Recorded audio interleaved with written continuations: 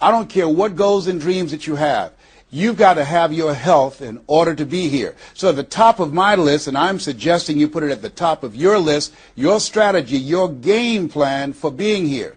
What are you going to do to take better care of yourself? That's one of the first things I want to ask you about. Because when I look at my life at 64, and I used to think people in their 50s were old, but now that I'm 64, I said, look here, people in their 80s and 90s, they're old people. My goal is to be here not only just to see my grandchildren, but to see my great-grandchildren and my great-great-great-grandchildren. But in order to be here, that's not just lip service, that's a commitment with my time, with my energy, and the choices that I make. So I want you to think about your strategy for being here, and I want you to think about your goal for securing your life in your future. See, as I get older, my goal right now is to become an asset to my children rather than a liability, financially and physically. See, I don't want to be a burden to my children. I don't even know if they like me that well.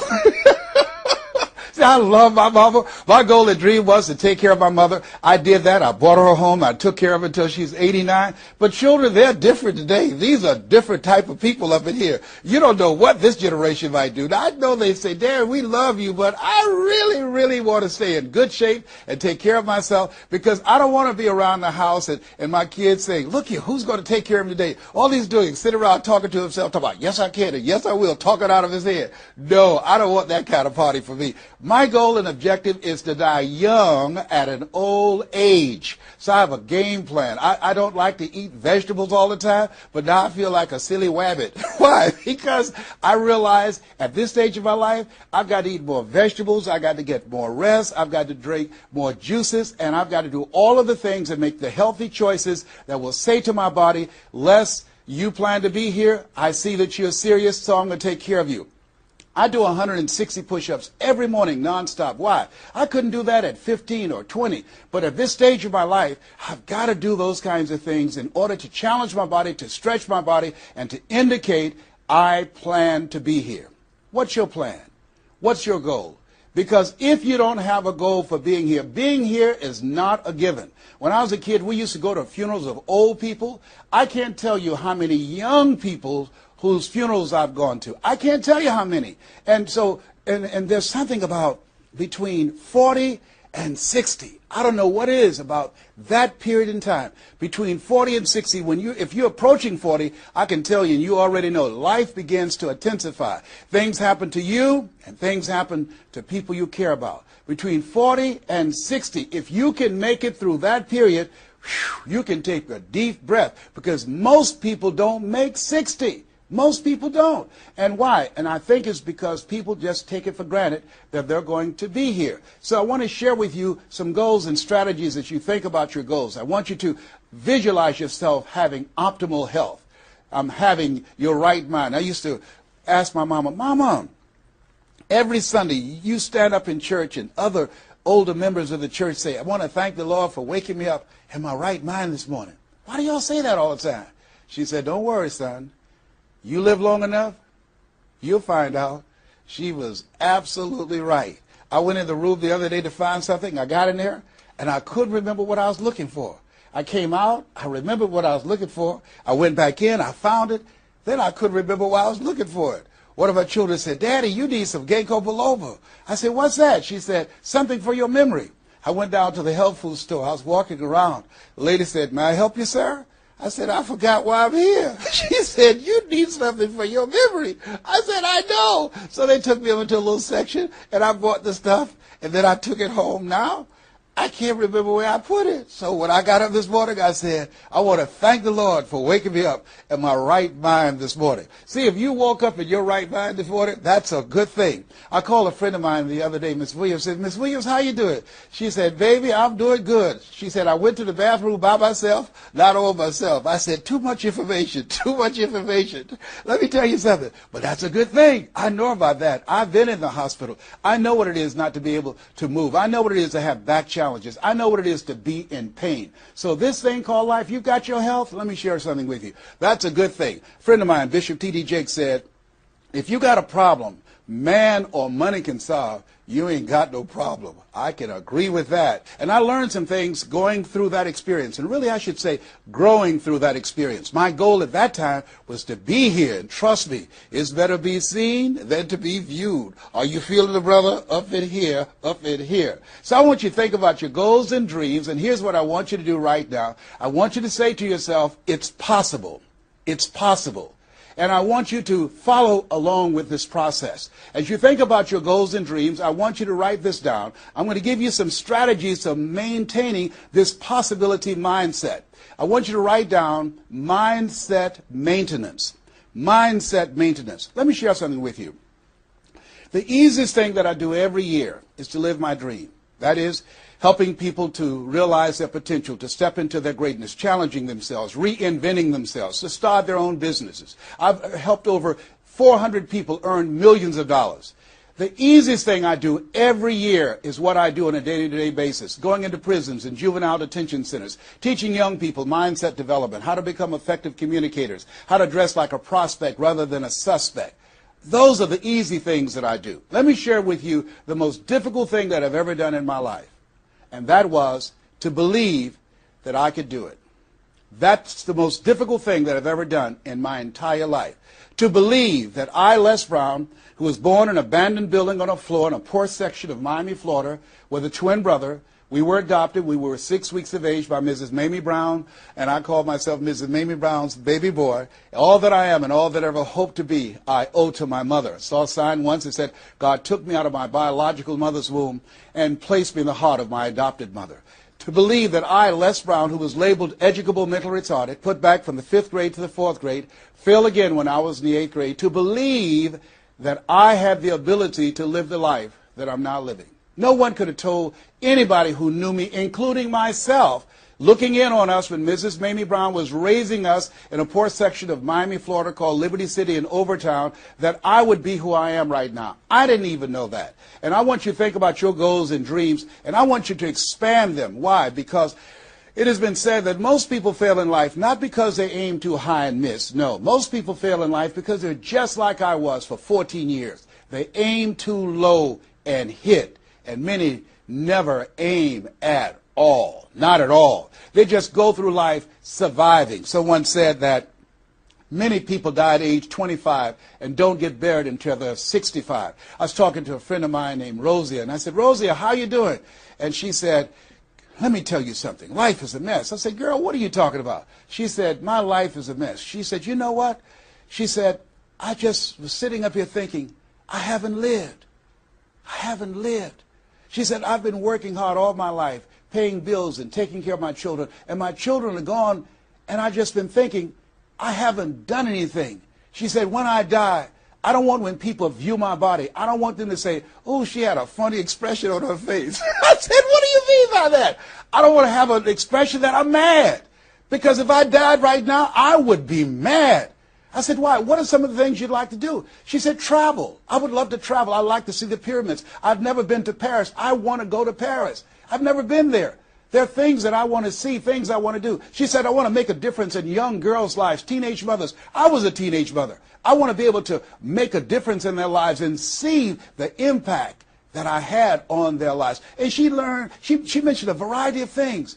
And I remember a story about a lady who went to the doctor, and she was diagnosed with terminal cancer. And she came home, and she was sitting at a table, and she was drinking some coffee, and all of a sudden, she just looked up and she said, I refuse to die an unlived life. I refuse to die an unlived life. And she decided that she was going to live. That up to that point, her life was for her family, for her children, for her husband, but she had left herself out of the equation. Have you ever done that? I remember at a period of my life I was going to work, and I was working on a job that I hated. And at the same time, I was praying that I wouldn't get fired. I was praying that I wasn't laid off. I was miserable. Nobody was holding a gun to my head, but I showed up every day, and I used a flimsy excuse. Well, I got to pay the bills. I've got a car payment I have to pay. I have a family. I have children. I have a car note, and I have a mortgage note I have to pay. I've got to survive. I was showing up for a paycheck. Ladies and gentlemen, That's not living. And a friend of mine said, you know when people change? And I said, no. He said, when they get to the point when they say, I've had it. I've had it. I think the only reason that you're listening to me right now, the only reason that you're watching this webinar, that there's somewhere in your heart of hearts that you've said, as you looked at your life, you said, I've had it. And not only have you said, I've had it, but you said also in your heart of hearts, I can do better than this. And let me share something with you. You can. Because if anybody told me, and I'm going to share some things with you that I've done, not for the purpose to impress you, but to impress upon you what the possibilities are when you work on your mind and have mindset development. Because I've found that how people live their lives is a result of their state of mind. It has been said, you don't get in life what you want, you get in life what you are. So part of the process, number one, is expose yourself to positive messages. See, what I'm doing right now, I'm distracting the story that's going on in your head right now. How you live your life, how I live my life, how all of us live our lives is a result of the story we believe about ourselves. And most of us are born into stories. I was born into a story where we were poor, but we didn't know it. I didn't know we were poor until I got on a bus with my mother going to do domestic work on Miami Beach. And when we crossed the Venetian Causeway and I saw those big, beautiful hotels, and I was in the homes with my mother making up beds and cleaning, and we ate the food left over from the families that she cooked for. And we wore the hand-me-down clothes of the children that she kept. And I kept saying, Mama, what is it, boy? As we got ready to pack up to go back home and to Overtown and Liberty City and all the poverty and filth and the violence there, I was saying, why can't we stay here?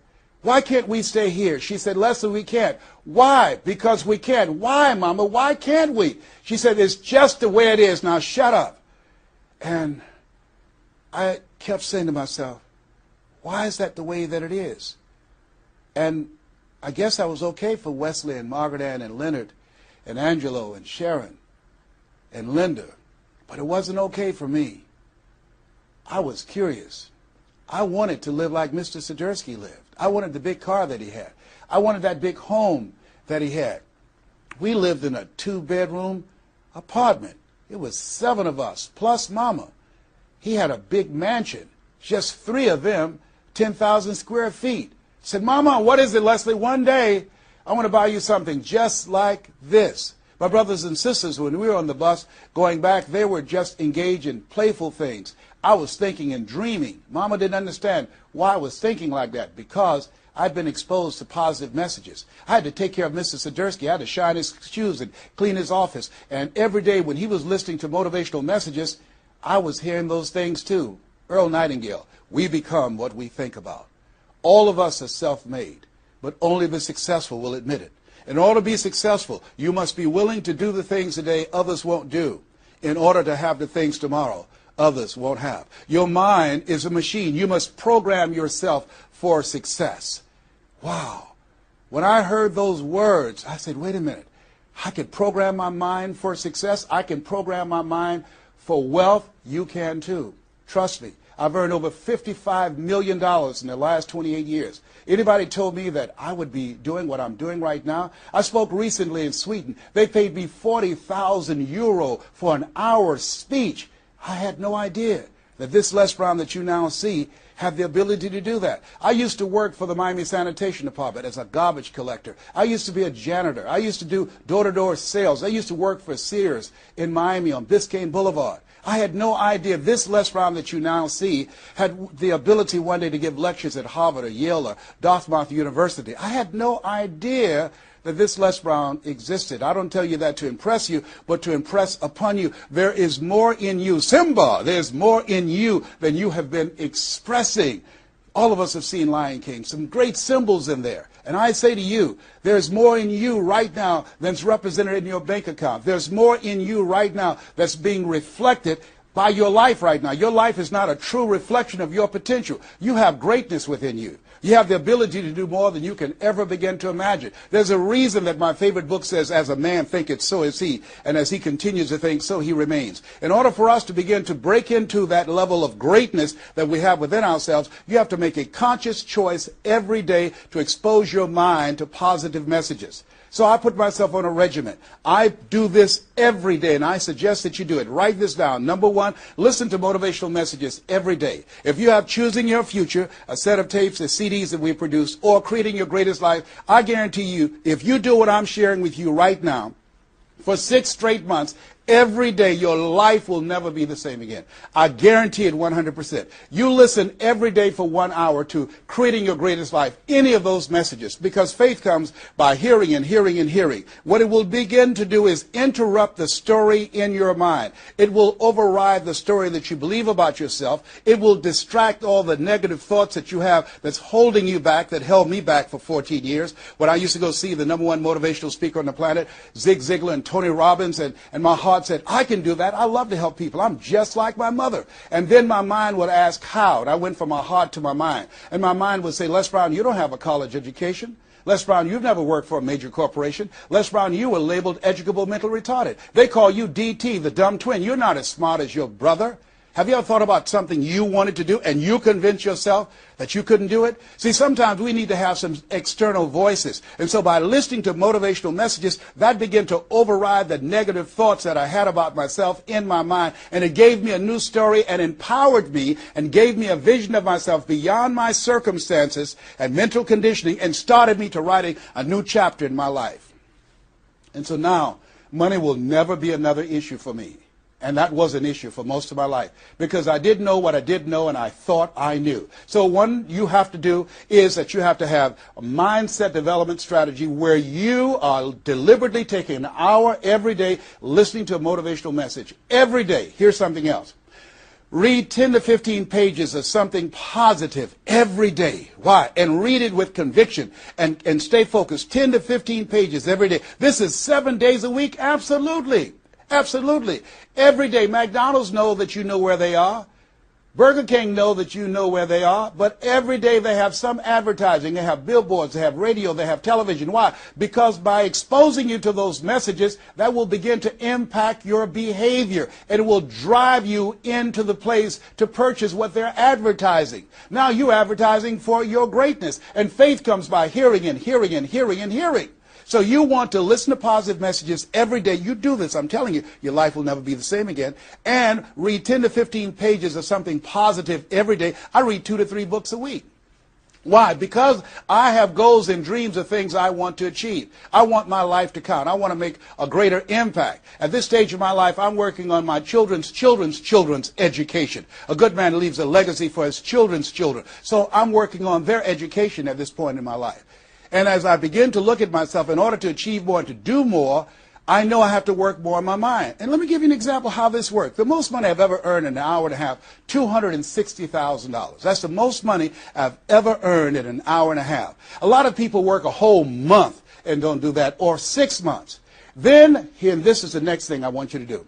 I want you to look at your relationships, and I want you to upgrade your relationships. See, MIT did a study, and this study indicated that you earn within $2,000 to $3,000 of your closest friends. Not only did I start reading books every day and listening to positive messages, but I separated myself from my friends who did not have goals and who did not have dreams. Why? Because people rub off on you. It's called a mind virus. You earn within $2,000 to $3,000 of your closest friends. So when you upgrade your relationships, you got to ask yourself the question, who is it that I need to associate with that I can learn from, that I can grow mentally, emotionally, spiritually, and financially? By aligning myself with another person that I can learn from. And Dr. Dennis Kimbrough said, if you're the smartest one in your group, you need to get a new group. Whoa, think about that. I was the smartest one in my group. And then one person called me who had been admiring me for years and said, Les, I want you to coach me and my trainers on how to tell a story and create value for an audience. And I want to share with you some things. I want to teach you some things, old man. I said, is that right? He said, yes. You always say you're never too old to learn and you're never too young to teach. I want to teach you some things. I said, okay, I'm open to that. Now, let me share this with you. He blew my mind. The most money, as I mentioned to you, I've ever earned, speaking to over 8,000 people in Salt Lake City, Utah, $260,000. I did an event with this individual, just over 500 people, because of what I learned from him, because I upgraded my relationships. I earned over $410,000 in an hour and a half. I was excited, but I was also depressed because I've been speaking for 28 years. And I started thinking about all the money that I left on the table, all the hotels and plane rides, all of the audiences I spoke to, all of the money that I missed out on because I didn't know that I didn't know, and I thought I knew. I was a big fish in a small pond. I can't tell you, if you don't get anything else, you have to look at your relationships and you've got to ask yourself the question, what is this relationship doing to me? And I mean in every area of your life. When the doctor looked at me and said, you have cancer. Cancer is the most feared word in 7 different languages. One of the first things I had to do, I found out who had cancer at some point in time or was living with cancer and conquered it. I surrounded myself with people who had done what I wanted to do, who were winning at the game. See, it's very important, every area of your life. If you want to improve your health, start hanging around healthy people. They did a 30-year study and said that the reason that most people are obese, it's a mind virus. Listen to what they said. A mind virus is communicated mind to mind. That if you have a friend that's fat or you marry somebody that's obese, you have a 41% to up to 161% of becoming obese yourself. Even if they live in another state. Whoa, why? Because birds of a feather flock together. Never forget, a high school teacher, Mr. Leroy Washington, said, Mr. Brown, if you run around with 9 broke people, I guarantee you, you'll become number 10. Whoa. Think about that. Part of your mindset development, not only listening, not only reading, but you have got to look at your relationships, upgrade your relationships, and continue to evaluate them and make sure they're an asset to you and not a liability. My son John Leslie is a motivational speaker. He has a saying, who should you count on and who should you count out? See, there's some relationships that can start out real positive, and then sometimes we outgrow people. Has that ever happened to you? Have you ever outgrown someone? Somebody you used to be close to, used to be your bosom buddy, and then you haven't been together for a time, and then when you get together, you have absolutely nothing in common. Sometimes that happens with family members. My twin brother, it's a strained conversation because he's talking about, Les, did you hear who died? No, I don't get up reading the obituary column. I'm glad my name is not there. Hello, I don't care. I'm focusing on living. Our conversations are so different. Isn't it interesting how you could be raised in the same family, same circumstances, by the same parents and end up dramatically different? It's called life. Here's the other thing that's very important. Write down the goals that you want to achieve. Write them down. Put them on a 3x5 card. And I want you to use a King James Version Bible and Matthew 7:7, ask and it shall be given, seek and ye shall find, knock and it shall be open unto you. I want you to write that on one side of the card. On the flip side of the card, I want you to write down one major goal that you want to achieve. And you want to read that 3 times a day. 3 times a day. What are you doing? You're hypnotizing yourself. And you're dehypnotizing yourself. What you're doing is you are dispelling the myths and all of the spells that you're living under. I think that a poverty mindset is a spell. I think that people go so far, and because they're mesmerized by life, they unconsciously stop. And you have to break that spell by constant attention. So on one side you read your goal, that one major goal, 3 times a day. Then the flip side, you flip that scripture over. Ask and it shall be given. Seek and ye shall find. Knock and it shall be given unto you. As you read that every day, 3 times a day, I can tell you, amazing things, breakthroughs will happen for you. Now, we're going to take a break right now, and I want you to take the time to think about this one thing. What is it that you're going to do differently? Because in order to do something you've never done, you've got to become someone you've never been. You've got to be willing to give up who you have been to give birth to who you can become. I want you to take the time and write down one radical change that you're going to make about you. And you know, if you do that, your life will never be the same again. This is Mrs. Mamie Brown's baby boy, Les Brown. We're going to take a break right now, and we'll be right back.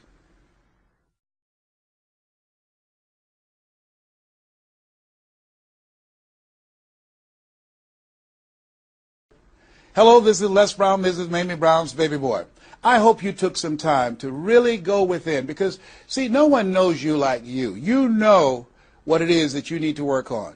I mean, one of my main issues that I had to dramatically change about myself was I had to develop courage. I used to go see people do things. I saw speakers on stage. My heart would say, I can do that. But I didn't have the courage to stand up for myself. For 14 years, I procrastinated. For 14 years, I kept myself as a spectator sitting on the sidelines. And then I saw a speaker, and he was so boring, the room was as quiet as a graveyard between funerals. And I said, whoa, if he can do it, I know I can do it. And because I saw what he did, and his brother-in-law was sitting next to me, and he said, you ought to be that boring and earn the kind of money he earned. I said, how much did they pay him? He said, $5,000. I said, $5,000? He's only been talking for about 45 minutes or an hour. He says, that's how much they make.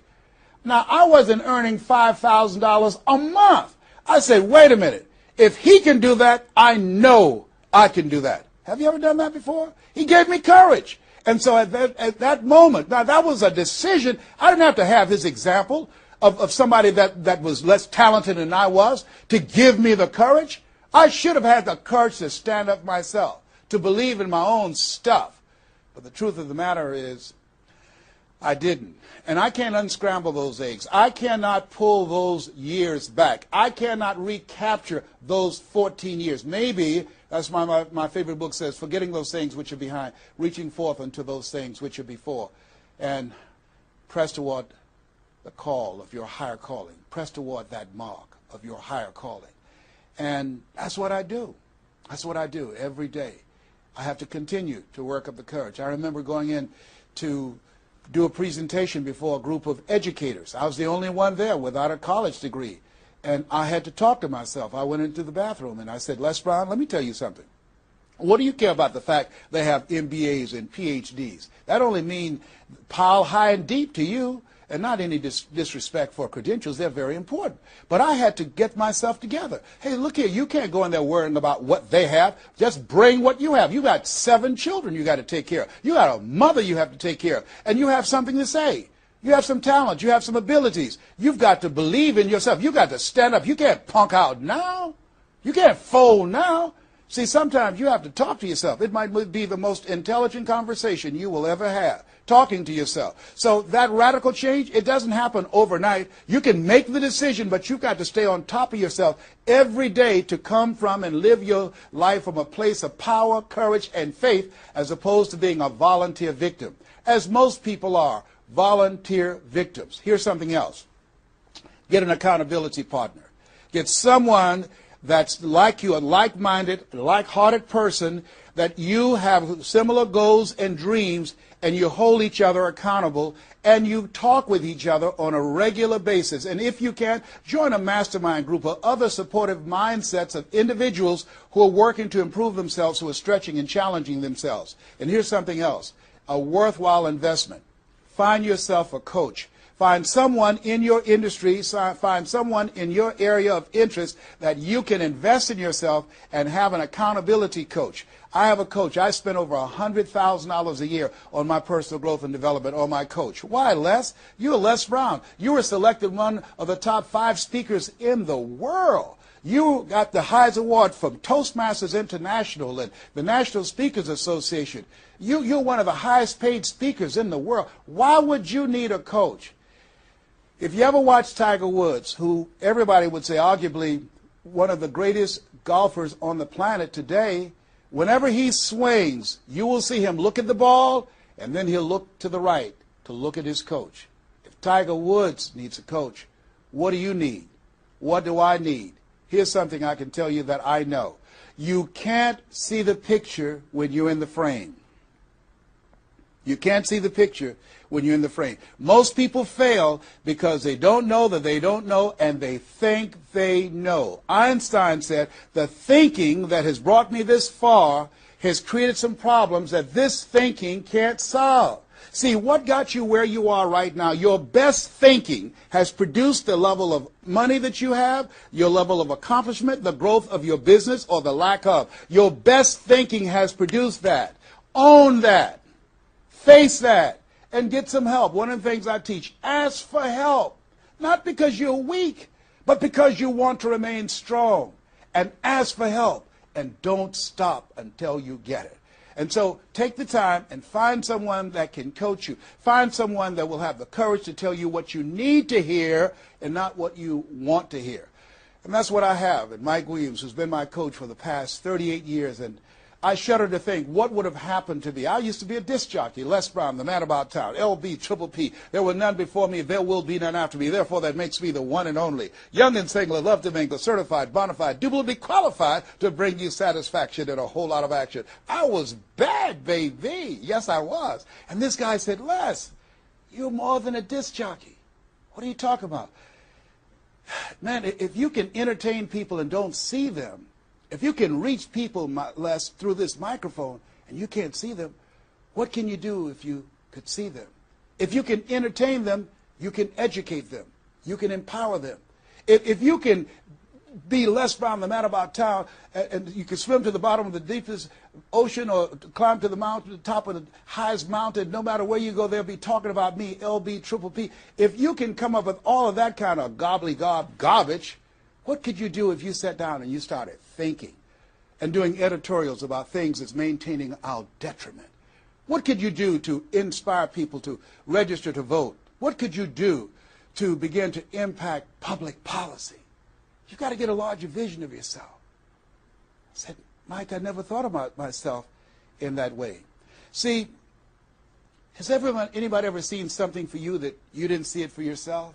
I didn't see that for myself. Maybe that's why my favorite book says, eye has not seen, ear has not heard, nor has entered the heart of mankind what God has in store for you. Because of what he saw in me, he inspired me. He gave me a vision of myself beyond my circumstances, beyond my mental conditioning, and beyond the job where I was, because I thought I was just a disc jockey. I love that. I'm master of microphone. You drop me in any city, I can master a microphone. I can turn a city upside down with a microphone.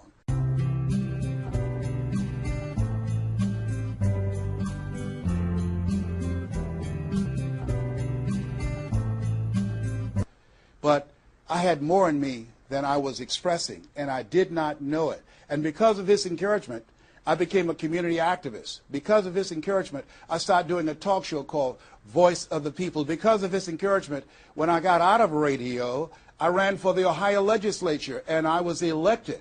And because of his encouragement, I passed 14 bills my first term. Because of his encouragement, I was elected 3 times and became the chairman of the Human Resource Committee. Because of his encouragement, I became a public speaker. Because of his encouragement, I became an author. Because of his encouragement, I did a show for King World called The Les Brown Show, and they paid me $5 million, $2 million not to speak. Because of his encouragement, I produced specials for PBS, public television. They said, you couldn't do that. You don't have a college education. It's educational television. Because of his encouragement, I did so many things I had absolutely no idea that I could do. I encourage you to live full and to die empty. There's more in you right now than just working on a job where they pay you just enough to keep you from quitting and you work just hard enough to keep from getting fired. And when you make the decision and identify that key area of your life that you need to make a radical change, things will begin to open up for you. Now, here's the other thing that's very important. Once you identify your goal, I want you to get, if possible, a visual picture of your goal. My major goal was to buy my mother a home. I got the picture of the home with a 12-foot swimming pool and a basketball court on a golf course. I bought that home for my mother. It cost just over $400,000, 10,000 square feet. I had a picture long before I had the money and the down payment to get it. My goal was to be known nationally and internationally as a speaker. I had that goal. I had a card that I had on one side, asking, it shall be given, seeking, ye shall find, knocking, it shall be opened. On the other side, I had, I'm the world's #1 orator. I produced that result in my life. I had a goal of becoming a talk show host. I used to watch Phil Donahue, and I put my picture on the screen of the television as I listened to the program. I visualized myself there, and I was called by King World Production, and I had my own talk show. Well, it was the highest rated, fastest canceled talk show in the history of television. Well, at least I had one. It's called life. Now, here's something else. You will fail your way to success. Trust me on that. You're going to have a lot of failures, a lot of disappointments, but you will fail your way to success. Goethe says, that which does not kill you will make you stronger. See, 85% of people allow their fear of failure to outweigh their desire to succeed. That's why you have to be of good courage. You have to have courage. When life knocks you down, I have a saying, try and land on your back, because if you can look up, you can get up. So once you look at and decide the goal that you want to put some things, put a treasure board or a goal board and have pictures of the goal that you want to achieve so you can see it every day when you get up in the morning and the last thing at night. You're programming your subconscious mind where 9 out of 10 decisions that you make comes from there. Here's something else. Not only do you want a physical picture that you can see every day to remind you, to keep you on course, but the other thing that's very important in achieving your goals, writing your goals down in detail and having 7 action steps that you take every day. Now, Robert Schuller said, by the yard it's hard, but inch by inch, anything is a cinch. You want to think about, what are the things I need to do every day? Break it down into increments. You have your 30-day goals, and you have your 3-month goals, and your 6-month goals, and your 1-year goals, all right? You want to break it down in increments. What do you need to do starting today? Don't squander any time. There goes a second. There goes another second. There goes another second. And all the power in the world can't bring it back. So what are 7 things that you can do starting today? And then once you do those 7 things, then you work on all the other stuff. But what are the 7 most important steps that you can take that can move you in the direction of your goal? And when I decided to become a speaker, I started memorizing quotes every day. That was one of the goals I had, to memorize quotes. I have probably over 400 to 500 quotes and statistics in my head in all kind of areas. I've spoken at the National Convention for real estate conventions, RE/MAX. I've spoken for doctors and lawyers. I trained over 5,000 doctors last year, teaching doctors how to communicate with their patients to increase their taking of their hypertension medication, to increase their compliance from 30%. I was paid $640,000 in 1 month, Monday through Thursday, 30 minutes a day. A lot of people work a whole year and don't do that. I don't tell you that to impress you, but to impress upon you. You've got greatness in you. You can do more than you can ever begin to imagine. I had no idea this Les Brown you see existed. I had no idea. And the reason that you're watching me now is because you know in your heart of hearts that you can do what I've done and even more. And so as you begin to think about that, think about writing your goals down, listening to motivational messages, changing your relationships, upgrading your relationships, thinking about 7 things you need to do every day, some radical change you need to make in you. There's an old African proverb that says, if there's no enemy within, the enemy outside can do us no harm. Here's something else that's very, very important. As we talked about having a personal coach, the next thing that's important about reaching your goals is this. What is it as you look in your past that's affecting you right now? I saw a movie called Magnolia, a powerful line in that movie. And the movie said, we might be through with our past, but our past is not through with us. Whoa. Let me share something with you I realize about myself. The reason that I procrastinated for 14 years was because when I was in the 5th grade and Mrs. Mary Ford Williams said to Mrs. Crompton, he doesn't belong here. He is slow. He's not like his brother. And they put me back from the 5th grade to the 4th grade. That affected me. I didn't even realize it. They say sticks and stones will break your bones, but words will never hurt you. Yes, they will. But they can also free you up. Because I'll never forget when I met Mr. Washington. It was my junior year in high school. I'd been in special education from the 4th grade all the way up to my junior year in high school. My twin brother always made the honor roll. And he said, young man, work this problem out for me. He was a new instructor. I said, sir, I can't do that. He said, why not? I said, I'm not one of your students. He said, look at me. Yes, sir. Work the problem out anyhow. I can't do what you asked me to do, sir. Why? Sir, because I'm educable, mentally retarded. And the students erupted in laughter. They said, hey, he's DT. He said, what's that? He's the dumb twin. He's not Wesley. That's Leslie. And he came from behind his desk and he said, don't ever say that again. Someone's opinion of you does not have to become your reality. That was a jarring statement. On one hand, I was humiliated, but on the other hand, I was liberated, because he looked at me with the eyes of Goethe, who said, look at a man the way that he is, he only becomes worse. But look at him as if he were what he could be, then he becomes what he should be. And here's what I learned from that experience. I want you to visualize yourself already there. Whatever goal, whatever dream that you have, see the picture complete. See yourself there. Why? We have something at the base of our brains called the reticular activating system. See, you have genius within you, and to prove it, let me give you an example. The other night, I said, I've got to get up tomorrow morning at 7 o'clock. I was at a hotel. I called downstairs and told them to call me at 7 o'clock. The hotel neglected to do it, but I woke up at 7 o'clock on the nose. Have you ever done that before? How did you know when to get up? Hey, that's subconscious mind. Everything we need, the answers are already there. Have you ever seen somebody and said, you know what, I remember your face, but I don't exactly know where. And then later on you say, hey, I know where I saw you, and it came. What happened? The conscious mind sent that thought to the subconscious mind, and it pulled that information up and gave it to you. Now, when you begin to hold the vision of what it is you want to achieve, you stimulate what is called the reticular activating system. It's a network-like group of cells at the base of your brain. Let me share with you how it works. Have you ever purchased a car? No one goes to buy a car that has the same color that everyone else has. Has that ever happened to you before? But then once you buy the car and you drive it off the lot, you start seeing it everywhere. Say, hey, where did this come from? Let me tell you what happened. You made an investment. And because you made an investment, that piqued your awareness, that stimulated your reticular activating system. Another case in point. I was at a party with a friend of mine, and we were dancing, and music was blasting. And she said, wait a minute, my son is crying, he's at the door. I said, your son's not at the door, because even if he were, you wouldn't be able to hear him. And she stopped, went to the door, opened the door, and there her 4-year-old son was at the door. How did she hear it and I didn't hear it and the other people dancing? It wasn't our child.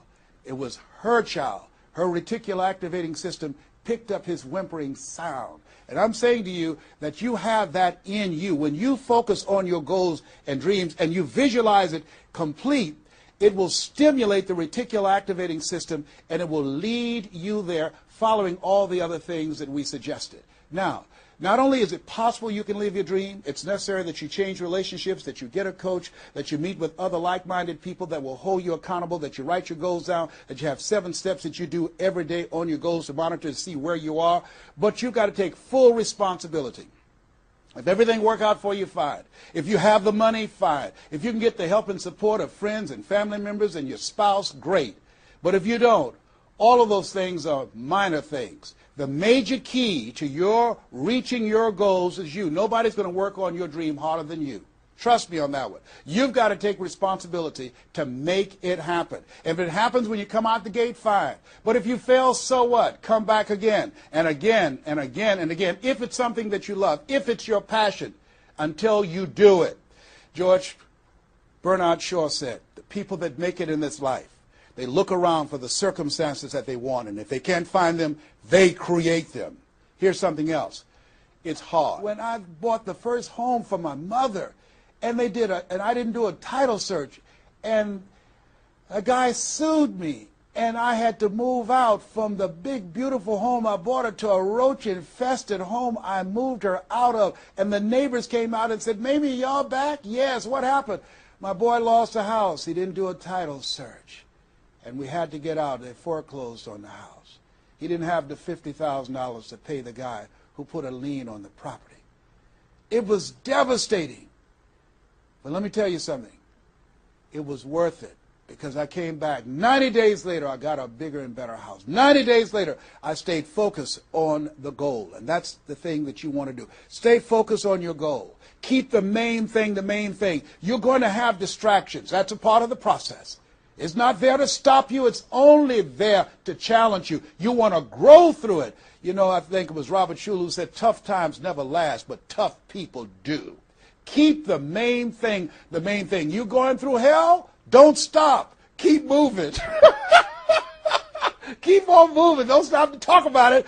Keep moving. That's the name of the game. Keep on swinging. One of my favorite movies is Cool Hand Luke and Paul Newman. I don't know if you've ever seen the movie, but there's a scene where Cool Hand Luke is fighting a guy, big dude, just kept knocking him down. Bam!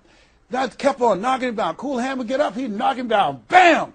And pretty soon the guys was feeling sorry, say, stay down, Cool Hand, stay down. Cool Hand Luke would get back up again. Guy would knock him down. Bam! The guy would say, stay down, man, stay down. Cool Hand would get back up again. The guy would knock him down. Bam! And after a while, the guy got tired of knocking Cool Hand down. And Cool Hand stood up. Everybody had walked away, and he was still swinging in the wind. Swinging. Nobody was there but him. That's who I am. Cool Hand Luke. That's who you want to be. Cool Hand Luke. You keep on swinging, and the universe will yield to you. It will dispatch angels to come rescue you and say, back off. Give him what he wants. Give her what she wants. Let's go find a wimp today.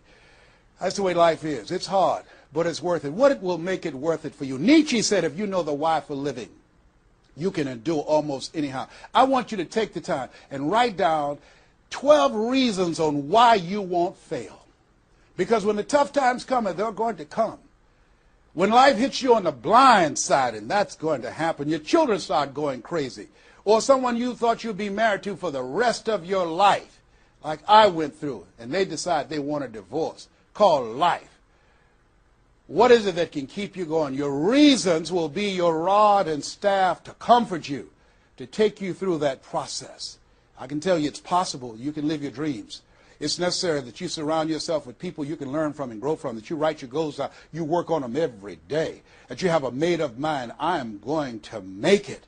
It's necessary that you constantly work on yourself, reading positive material, listening to positive material, going to seminars and workshops, investing in yourself, getting a coach. And it's you. You've got to take personal responsibility to make it happen. Don't see yourself as a victim. And it's hard. It's hard. Changing your life is hard. Getting up, working when you're in pain is hard. It's hard. It's hard. Working when you are trying to make something happen for you and the family, and you go home and you're facing a living hell where you need to refuel and replenish yourself mentally and emotionally and spiritually, and you got a battle in your home base. It's hard to keep your spirit up. It's hard. And people don't see the vision. They don't believe in you. They say, oh, you can count on me, and they're not there. They just lied. They're only there when they need you. It's hard. I can tell you, it's worth it. The sacrifice that you have to make, I can tell you from my experience, it's worth it. So take the time to write down, what are those 12 reasons of why you won't give up? What is it that will make it worth it for you? And once you find that, you will create some momentum in your life, and then it's done. It's done. Stick a fork in it. It's done. Here's something I want you to keep in mind. Life is a fight for territory. It's a fight for territory. And once you stop fighting for what you want, what you don't want will automatically take over. I want you to read that. I want you to memorize that. I want you to put it someplace where you can see it. I want you to keep that in mind. Life is a fight for territory. And once you stop fighting for what you want, what you don't want will automatically take over. Once you stop fighting for financial freedom, I am cancer-free, I'm debt-free, and I'm drama-free. I have the faith to call forth those things that be not as though they were. I'm fighting for my peace of mind. I'm fighting for my freedom. I'm fighting for my children's children's children.